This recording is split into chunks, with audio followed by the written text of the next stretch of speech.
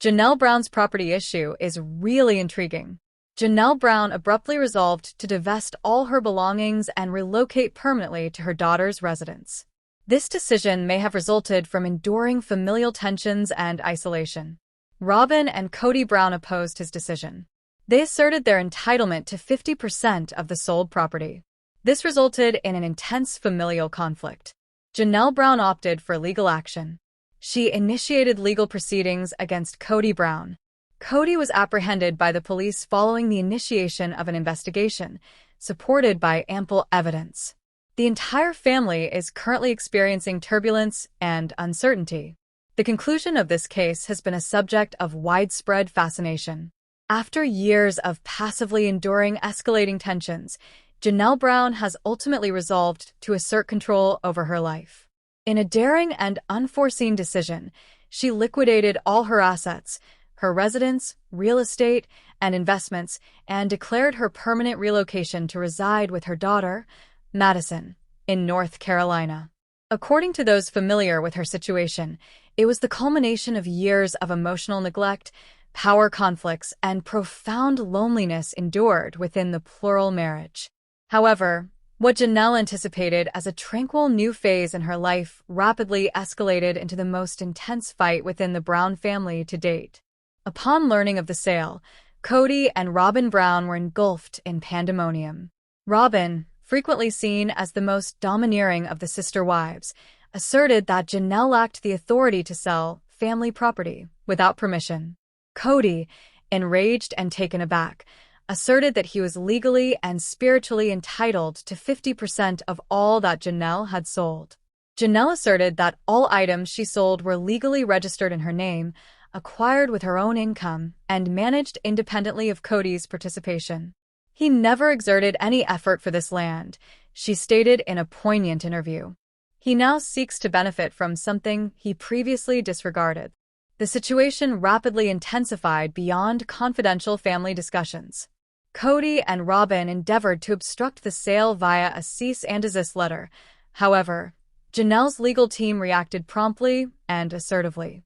Janelle initiated a civil case against Cody Brown for defamation, property interference, and financial pressure. She presented data that purportedly demonstrated years of theft of family finances by Cody and Robin, evidence that attracted the attention of law enforcement. Within weeks, law enforcement initiated a formal inquiry. Cody Brown was apprehended on allegations of financial impropriety and fraud following the collection of testimonies from previous sister wives and financial advisors. The arrest reverberated throughout the whole Brown family. Christine, having previously separated from Cody, expressed her endorsement for Janelle. Mary maintained a public neutrality but was allegedly profoundly unsettled by the emerging controversy. Robin, enraged and incredulous, took to social media, labeling it a witch hunt staged by envious ex-wives. In contrast, Madison, Janelle's daughter, embraced her mother warmly, asserting, "She deserves peace. She has merited it." The matter, now referred to as the Brown Divide by tabloids, is scheduled to be adjudicated in a few months. The family is divided, with some supporting Janelle and others aligning with Cody and Robin. Legal experts conjecture that a victory for Janelle may establish a precedent for other numerous families in which financial borders have become indistinct. For longtime followers of the Brown family, the circumstances are simultaneously tragic and compelling. As the court date nears, attention is focused on the Brown family. A discreet departure from turmoil has evolved into a public struggle for justice, legacy, and autonomy. Will Janelle ultimately attain the tranquility she merits? Will the intricate dynamics of polygamous power struggles draw her back in? Only time will reveal the outcome. Nonetheless, it was a lovely fall day in Flagstaff, characterized by a gentle breeze that stirred the golden leaves, while the mountains loomed majestically, silently observing the memories created. Robin, Janelle, Christine, Mary, and Cody gathered once more in the same backyard where they had previously celebrated their commitment ceremony, a moment when unity seemed attainable and the aspiration for a harmonious polygamous existence still glimmered in their hearts. The atmosphere was imbued with nostalgia as they convened to commemorate that day. I recall how we all stood in a circle, Mary remarked quietly, gazing at the weathered stone patio. We established commitments, not solely between Cody and each of us, but among one another, in the capacity of sister wives. As a family, Robin said, suppressing tears, and nodded. That day constituted one of the most poignant events of my existence. I genuinely believed we were more formidable in unison. Do you recall when we ignited that unity lantern? Christine smiled softly, although her eyes reflected a profound melancholy. I affirm. We collectively maintained composure, hands intertwined. That was prior to the onset of all the fractures. Cody, positioned uncomfortably among them, inhaled deeply. I aimed to produce a lasting creation. The event held significant meaning for me.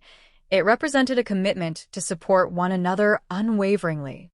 Janelle asserted, her tone resolute. However, at times, advocating for a cause does not entail clinging. Rather, it necessitates relinquishing. We have all transformed. Our requirements have evolved.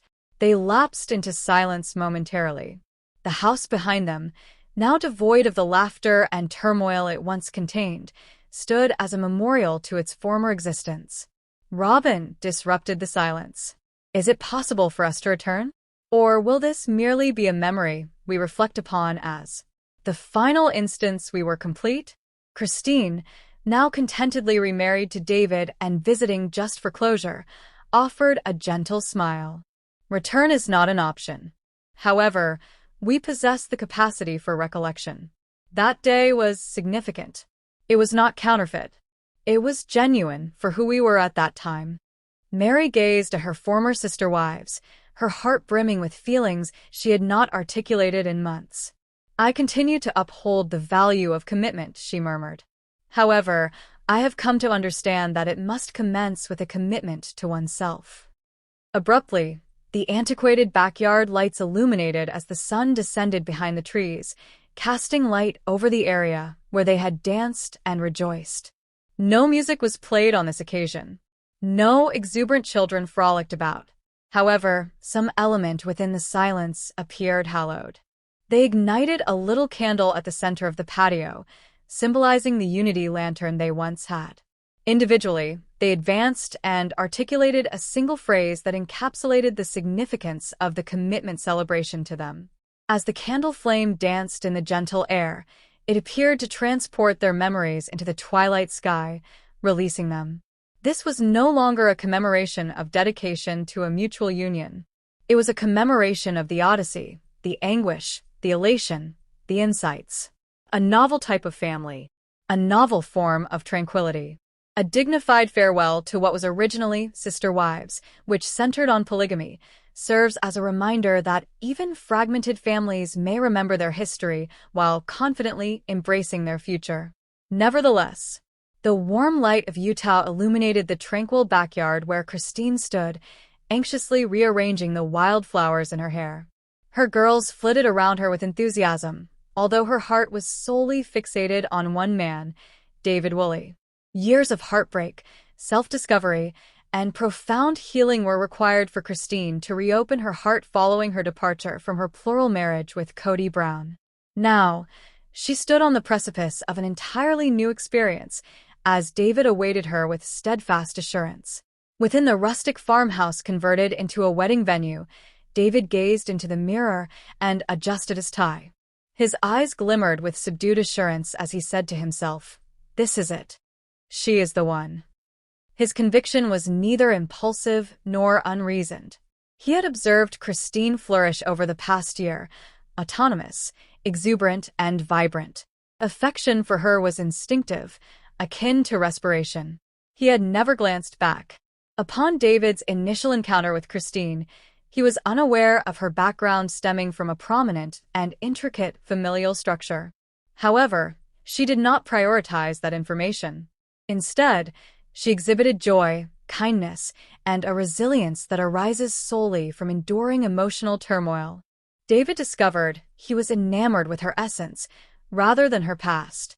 The more he discovered about her history, the more his admiration for her bravery in departing from that which no longer nourished her spirit. As the music commenced and Christine appeared in her flowing, cream-hued dress, David's breath became constricted in his throat. She was luminous, not alone due to her beauty, but because of the tranquility and joy that appeared to emanate from within her. Each stride she approached him served as a reminder of the road they both undertook to reunite. Before a modest assembly of relatives and friends, including Janelle, who had consistently supported Christine, the couple stood beneath an archway embellished with sunflowers and sage. The officiant commenced speaking, however David scarcely perceived anything beyond the thumping of his own heart. At the moment of his vows, he refrained from reading from a card. He articulated from his essence. Christine, I am not merely selecting you today. I have selected you daily since our initial encounter, and I shall continue to choose you for the entirety of my life. I am aware of your identity, your capabilities, your happiness, and your wounds. I cherish every aspect of you.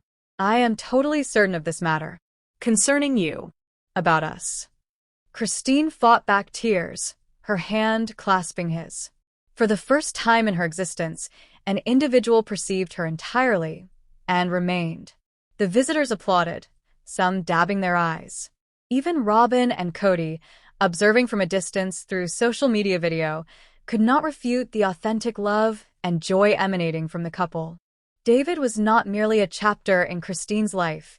He represented an entirely new volume. While dancing beneath the string lights that evening, Christine said, "Do you genuinely mean it? 100%? David embraced her, kissed her forehead, and declared, with every heartbeat. In that instant, Christine realized she had ultimately discovered what she had always merited, a fully committed partner. Nevertheless, in the tranquil, sun-drenched community of Flagstaff, a doubt persisted among those seeing the Brown family's televised existence. Did Cody Brown genuinely love all of his wives? This is a dramatized rendition of that response, crafted from potential moments, unvoiced secrets, and unarticulated emotions. Years prior, Cody stood at the altar with Mary, his first love. Their bond was intense and utopian. They envisioned establishing a large family founded on love, religion, and unity. Upon Janelle's arrival into the family, Cody felt his heart could broaden. He felt apprehensive. How could he love somebody without undermining his relationship with Mary? However, he did. Then arrived Christine, effervescent and loving, who evoked a warmth he was unaware he required. With each subsequent marriage, Cody addressed his wives, affirming, "I cherish each of you uniquely. This is divinely ordained." Then arrived Robin, elegant, tender Robin, whose presence altered the very foundation of their existence. Years elapsed. Children matured. Residences were acquired, disposed of, and partitioned. Over time, emotions became intertwined. Christine started to perceive herself as overlooked, as if her romantic narrative had turned unilateral. "He behaves differently with Robin," she disclosed to Janelle one evening while sipping herbal tea. "As if he is present with her. As though he desires to be present." Janelle acquiesced with a deliberate nod. She had also begun to see a transformation. Cody had limited his visits somewhat. His grins grew infrequent. His disputes are increasingly frequent. Mary, ever steadfast, endeavored to defend him until she could no longer overlook the solitude within her own home. The women began to ponder silently. Was Cody's affection ever equitable? Or did he merely attempt to convince himself that it was? The event occurred on a snowy afternoon in Flagstaff. All four women convened for what they referred to as the honesty circle. The cameras were disabled. Children were absent. The moment for truth has arrived. "Cody," Christine inquired, gazing into his eyes, "did you ever genuinely love each of us equally?" Cody remained mute. His typically assured demeanor diminished. "I cherished you all," he ultimately stated, "but not uniformly. And, perhaps, not consistently, just." Mary's eyes filled with tears. Janelle crossed her arms, preparing herself for responses. Robin, seated alongside him, extended her hand towards his, yet Even she appeared astonished. I was inundated, Cody continued. I aspired to be a commendable spouse to both of you. I assured myself of my capability. However, at some point during the process, I believe I became enamored with the concept of plural marriage rather than with each of you individually. Silence ensued, a quiet reminiscent of an earthquake. The family was irrevocably altered following that day. Christine opted for tranquility and relocated to Utah, pursuing happiness alongside David. Janelle discovered fortitude in autonomy.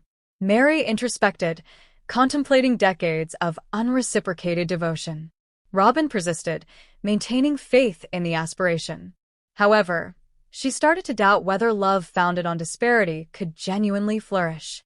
Years later, Cody sat solitary in his living room, perusing an antiquated photo album. He observed their grins, their nuptials, and their offspring playing in the yard. He murmured to himself, "I cherished them. However, I believe I lacked the ability to love them in the manner they need." The reality in this narrative was both uncomplicated and agonizing.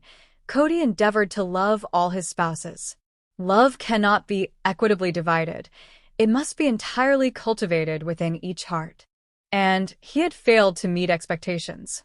Nevertheless, the afternoon in Flagstaff was cool. The sun emerged through dispersed clouds, illuminating a modest yet comfortable apartment complex situated at the periphery of a tranquil neighborhood. In apartment 2B, Janelle was reorganizing colorful cushions on her couch. Her new residence was neither spacious nor extravagant, yet it belonged to her, something assertion she had been unable to make for an extended period. Here, tranquility prevailed, evoking a sense of liberation. She had just completed preparing a pot of herbal tea when a knock resounded at the door. Janelle paused momentarily before opening it. Cody Brown stood awkwardly, attired in trousers and a button-down shirt, clutching a little potted plant. His blonde curls were little more disheveled than normal. "Greetings," he remarked, endeavoring to convey a cordial grin. "I intended to visit. I have been informed of your recent relocation." Janelle blinked with astonishment. "You are correct. Enter, if you wish." Cody entered and surveyed the unassuming dwelling. The location was unadorned, populated with books, many family photographs, and the aroma of cinnamon-scented candles. It contrasted sharply with the expansive, disorderly brown family residence. "This is quite lovely, Janelle," Cody remarked, setting the plant on the table. "Exceedingly characteristic of you." She smiled courteously. "Thank you.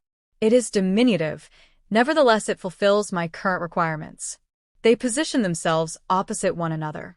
An uncomfortable hush ensued, the type that contained years of unarticulated sentiments. Cody confessed, "I was uncertain if you would wish to see me." "I was uncertain as well," Janelle responded candidly. "However, I am pleased that you arrived." Cody surveyed his surroundings once more. "What is the experience like? Residing independently?" "It is silent. Tranquil. I am able to make my own decisions without incessant compromise. I was unaware of how much I missed it until I experienced it once more."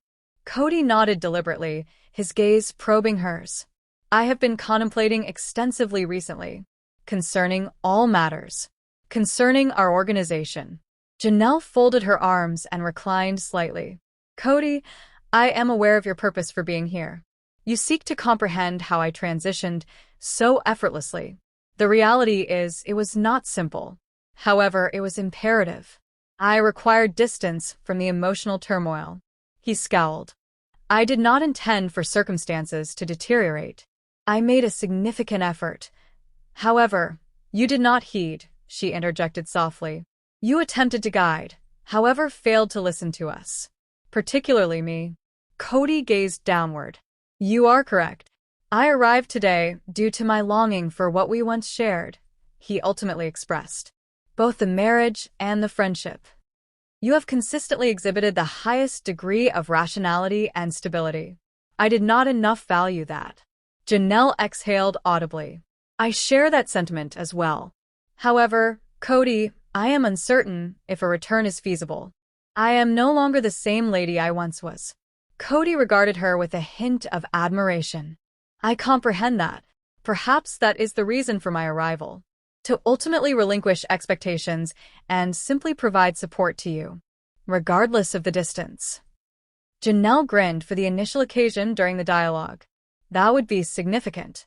They conversed over tea for a period, discussing their children, reminiscing, and even engaging in lighthearted topics such as recent television shows they had been viewing. For a few instants, they were merely two long-standing acquaintances, chuckling over steaming cups and collective memories. As Cody rose to depart, he surveyed his surroundings one more time. You will be fine, Janelle, he stated. As Cody exited down the corridor, he recognized that this visit was not intended to revive affection. It pertained to acceptance. For the first time in an extended period, he experienced a sense of tranquility over that matter.